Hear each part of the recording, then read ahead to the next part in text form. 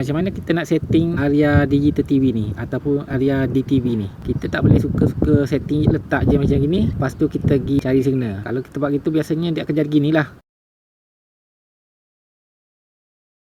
Jadi macam mana kita nak setting DTV ni ataupun Digital TV ni supaya gambarnya tak jadi macam tadi lah. Dan dengan sekali setting je, kita tengok jiran-jiran rumah kita ni, nampak tak?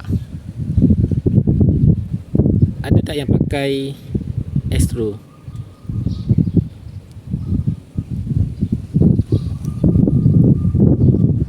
Okey, ada. Nampak tak Astro tu? Ni piring Astro, nampak tak?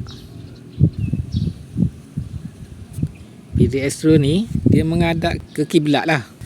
Jadi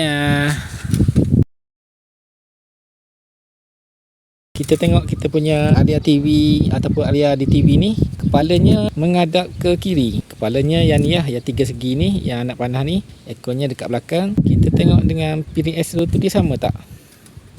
Tak sama. Yang piring Astro menghadap ke kiblat, menghadap ke kanan lah, ke kanan saya ni. Sedangkan Aria DTV ni menghadap ke kiri saya.